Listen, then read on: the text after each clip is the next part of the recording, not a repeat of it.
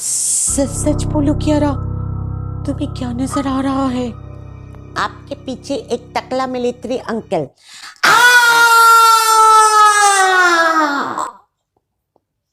नमस्कार दोस्तों, thriller tube में आपका स्वागत है। आज जो कहानी मैं सुनाने वाली हूँ वो कारगिल के करीब रहने वाली हमारी काल्पनिक पात्र कियारा की है। सेंट्रल स्कूल में पढ़ने वाली कियारा एक दिन जल्दी स्कूल से छुट्टी पाकर खुशी खुशी घर पहुंचकर देखती है कि एक टकला मिलिट्री अंकल उसकी अम्मी को पीछे से जप्पी मार रहा है। 6 साल की नन्ही कियारा अम्मी से पूछी कि वो अंकल कौन है। पहले तो अम्मी हंस के बात को टाल देती है, पर कियारा की बार बार जोर देने पर खुद भी परेशान हो जाती है। सच बोलो कियारा, तुम्हें क्या नजर आ रहा है? अम्मी पूछी तो कियारा जवाब में बोली कि उसे दिखाई दे रहा है सोल्जर की यूनिफॉर्म पहने एक टकला इंसान अम्मी को पीछे से जकड़ रखा है। अम्मी ये बात सुनकर कियारा को गोद में उठाए और चीखते चिल्लाते हुए घर की मेन गेट तक भागी। फिर गेट के बाहर खड़ी होकर कियारा से पूछी, क्या वो अभी भी मेरे पीछे है? नहीं अम्मी, पर वो यहीं आ रहा है बेडरूम से निकल के। अम्मी फिर से चिल्लाई और कियारा और खुद की आंखें बंद करके अल्लाह का नाम लेने लगी। कुछ देर बाद आंखें खोलकर फिर से कियारा से पूछी अम्मी, कियारा क्या वो अभी भी हम दोनों के आसपास है? कियारा आंखें खोलकर अपनी चारों ओर देखी, फिर घर के अंदर झांकी और बोली, नहीं अम्मी, वो अंकल तो नहीं दिख रहा है। अम्मी चारों ओर अपनी नजर घुमाई, फिर कियारा को सलाह दी, कियारा वो अंकल नहीं, एक भूत है। अगर वो तुम्हें फिर से दिखे तो मुझे इत्तला करना और आंखें बंद करके अल्लाह से रहम का भीख मांगना, ठीक है? कियारा सर तो हिलाई, पर यह हादसा उसकी नन्ही दिमाग में घर कर गई। दिन रात चौकन्ना और डरी डरी रहने लगी। छोटी छोटी बात पर परेशान होने लगी। थोड़ा सा भी ऊंची आवाज या किसी का अचानक बोलना कियारा को चौंका देने लगी। भूत का डर कियारा को रात को भी ठीक से सोने नहीं देती थी। लाइट्स ऑन करके रात रात तक जग के क्रेयॉन से ड्राइंग करने लगी, पर भूत कियारा का पीछा नहीं छोड़ा। आए दिन स्कूल से लौटते ही भूत कियारा को घर में दिखने लगा। कभी किचन में अम्मी की पकाए हुए खाना खाते हुए, कभी सोफा में अम्मी के पास बैठकर टीवी देखते हुए, या कभी बेडरूम में ही अम्मी के पास सोते हुए। एक बार तो कियारा के घर लौटने पर भूत दरवाजा खोला और कियारा से बोला, हाय स्वीटी, अंदर आओ। कियारा हमेशा की तरह आंखें बंद कर लिया और अल्लाह से मदद की भीख मांगने लगी। अम्मी ऐसे मौके पर हर बार दौड़ के आती थी और डरी हुई कियारा को बाहों में लेकर दिलासा देती थी।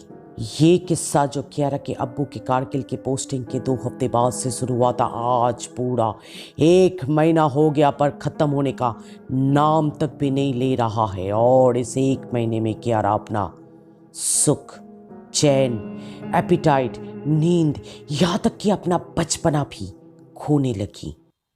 अब्बू सोल्जर्स के साइकियाट्रिक डॉक्टर होने के कारण बेटी का ये बदलाव नोटिस किया, पर कुछ भी उगल नहीं पाया डरी हुई कियारा से। रात को सोने से पहले बेगम से इस चीज का जिक्र करते ही बेगम में भी एक अजीब सा डर और अनईजीनेस गौर किया। जोर देने पर बेगम रोते रोते बोली, अब क्या बताया आपको, हम पहले ही ना कहते थे आप ये ट्रांसफर मत लीजिए। कारगिल एक युद्ध स्थान रह चुका है। कितने जवान यहाँ शहीद हो गए, जिनमें से कितनों का आधा अधूरा अरमान आज भी उन लोगों को ये दुनिया छोड़ने नहीं दिया। उन लोगों का आत्मा शायद आज भी इस दुनिया में भटक रहा है। बेगम, थोड़ा सा बेसब्र होकर अब्बू बोला, हम लोग यहाँ कियारा के बारे में बात कर रहे हैं, ना कि कारगिल। आपको तो थोड़ा सा भी सब्र नहीं है। कियारा को आत्मा और भूत दिखाई दे रहा है और आपको सिर्फ, खैर जाने दीजिए, आप तो इन बातों में विश्वास नहीं रखते हैं। अब्बू पहले तो हंस पड़ा, पर बेगम के चेहरे का गंभीरता देखकर तय किया पूरे फैमिली को कल के 26 जनवरी के पैरेड में ले जाने का, ताकि उन लोग यहाँ के सोल्जर्स से मिले, उन लोगों के बारे में नज़दीकी से जाने, उन लोगों का सेक्रीफाइस, उन लोगों का देश प्रेम, उन लोगों का ड्यूटी, उन लोगों का मौत के सामने भी देश पर मर मिटने का जज्बा को महसूस करे। शायद ये सब जानकर कियारा और बेगम कारगिल के बारे में अपना राय बदल दे और शायद कियारा स्वस्थ लाभ भी करे। ये सब सोचकर अब्बू उस रात के लिए सो गया। पर सुबह 4:30 बजे अपनी बेगम को नींद से जगाना मुश्किल ही नहीं, नामुमकिन था। हार मान के अब्बू बेटी के कमरे में गया उसे नींद से उठाने के लिए, पर दरवाजा खोलते ही सारी रात डर के मारे जगती हुई कियारा का ड्राइंग्स अब्बू ने जब देखा तो वो सुन पड़ गया। ड्राइंग एक घर की थी जिसके अंदर एक आदमी, एक छोटी बच्ची और एक औरत थी जिसको सांप के माफी अपने बाहों में लपेटे हुए है एक मिलिट्री यूनिफॉर्म पहना टकला इंसान।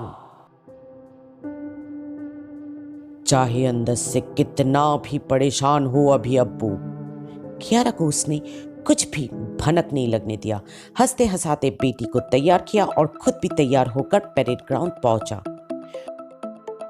वहां सब सोल्जर्स से मिला और बेटी को भी सबसे परिचय करवाया। कुछ भी एबनॉर्मल नहीं दिखा कियारा में अब्बू को। इनफैक्ट कियारा तो बहुत दिनों बाद मुस्कुराता हुआ दिखी। धीरे धीरे अब्बू भी कियारा को लेकर परेशानी से बाहर होता गया कि अचानक कियारा आंखें बंद कर लिया और बोलने लगी, लहम, अल्लाह ताला लहम, हम पर लहम करो। कियारा, क्या हुआ बेटी? कियारा आंखें खोली और किसी एक दिशा की ओर देखकर पूरा डर गई। आंखें बंद करके फिर से लहम, अल्लाह ताला लहम, उस तकले भूत को भगा दो, या खुदा अपने बंदों पर लहम करो। फिर से आंखें खोली और उसी दिशा की ओर देखकर इस बार रो पड़ी और अब्बू को गले लगाकर बोली, भूत हल बाल गायब हो जाते थे अब्बू, पर अब क्या होगा? वो तो इस बार गायब नहीं हो रहा है। अब्बू सर घुमाकर कियारा के बताए हुए दिशा की ओर देखा। कैप्टन गुप्ता अपने सोल्जर्स को लास्ट मिनट पैरेड का तैयारी में जुटा हुआ दिखा। अब्बू को बेटी को दिलासा देते हुए उसे गैलरी में बैठाया और कैप्टन गुप्ता से जाकर बोला, सर, मैं अपना फोन घर पे ही भूल गया, सॉरी। आपने जो आज का स्केड्यूल टेक्स्ट किया था मुझे, क्या मुझे वो आपके फोन पर दिखा सकते हैं? एक मिलिट्री डॉक्टर से इस तरह का लापरवाही से ऑफेंडेड हुआ कैप्टन गुप्ता और अपना फोन देते हुए सोल्जर्स के साथ फिर से लास्ट मिनट रिहर्सल में जुट गया। मौके का फायदा उठाकर अब्बू कैप्टन के फोन से जब अपनी बीवी का नंबर डायल किया तो वो पूरा हिल गया, क्योंकि वो नंबर स्वीट हार्ट के नाम से सेव्ड हुआ दिखा अब्बू को। पर कुछ भी भनक नहीं लगने दिया कैप्टन को। चुपचाप फोन वापस किया और गैलरी में जाकर बेटी के संग पूरा प्रोग्राम एंजॉय किया।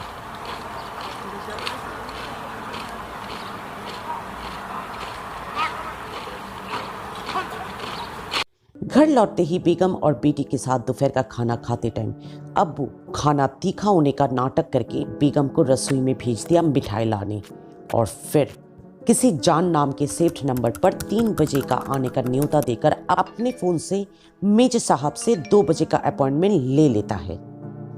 खाना खत्म करके फैमिली से रुखसत लेकर बेस कैंप जाता है मेजर साहब से मिलने। ठीक 3 बजे मेजर साहब और 5 और सोल्जर्स के साथ घर वापस आकर डुप्लीकेट चाबी से दरवाजा खोलता है। सबको बेडरूम के अंदर से कुछ पैशनेट फीलिंग जैसा आवाज सुनाई देता है। सबके चेहरे पर एक हंसी फैल जाता है, पर डॉक्टर का हालत समझते हुए सब अपने आप को संभाल के धीरे से बेडरूम के अंदर जाते हैं और कैप्टन गुप्ता और डॉक्टर की बीवी को बिस्तर में बिना कपड़ों के एक दूसरे से लिपट कर बहुत ही प्यार से संबोधित करते हुए पाते हैं। और बेडरूम के एक कोने पर कियारा अपनी आंखें बंद करके अल्लाह से मदद का गुहार लगाता हुआ दिखता है। अब्बू दौड़ के कियारा को गोद में लेकर उसे दिलासा देते देते अपनी बेगम के और नफरत भरी नजरों से एक आखिरी बार देखकर बेडरूम से निकल जाता है। उन सबको वहां देखकर कियारा की अम्मी चद्दर से अपने आप को ढकने लगती है, पर कैप्टन जल्दी से वो चद्दर अपने और लपेट लेता है और मेजर साहब के और दौड़ के जाते हैं और कहते हैं, सर मैं यहाँ एक्चुअली देखने आया था कि ये जो मुस्लिम डॉक्टर नया नया कारगिल में आया है कोई षड्यंत्र या टेरर अटैक में इन्वॉल्व तो नहीं है। मेजर साहब एक कस के तमाचा कैप्टन को मारते हुए कहते हैं, आज 26 जन जब पूरा भारत अपना गणतंत्र दिवस मना रहा है, तब तुम अपने जीवन का सबसे घटिया काम करके हिंदू मुस्लिम का भेदभाव दिखा रहे हो।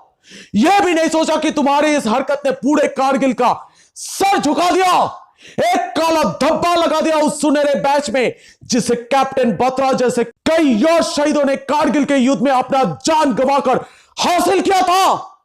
शहीदों के नाम से रोशन हुए कारगिल के मिट्टी में तुमने और तुम्हारे इस स्वीटहार्ट जो तुम्हें जान बुलाती है, एक नन्ही बच्ची को भी नहीं बख्शा। उसके मासूम दिमाग में अपनी सहूलियत के लिए भूत का डर बैठा दिया। यह भी नहीं सोचा कि आगे जाके उसका क्या होगा, क्या वो साइकोलॉजिकल ट्रॉमा से कभी भी बाहर आ पाएगी। So disgraceful, you are suspended till further orders. जैसे करनी वैसी भरनी। पर मैंने तो अच्छा स्टोरी सुनाई आप सबको, तो क्यों नहीं आप लोग इसे लाइक और दोस्तों के साथ शेयर करते हैं। प्लीज इस वीडियो को लाइक और शेयर कीजिए और subscribe to my channel Thriller Tube. मिलते हैं अगले वीडियो में आ जो कि अब आपके स्क्रीन पे आ भी गया है। टैप कीजिए, एंजॉय कीजिए एंड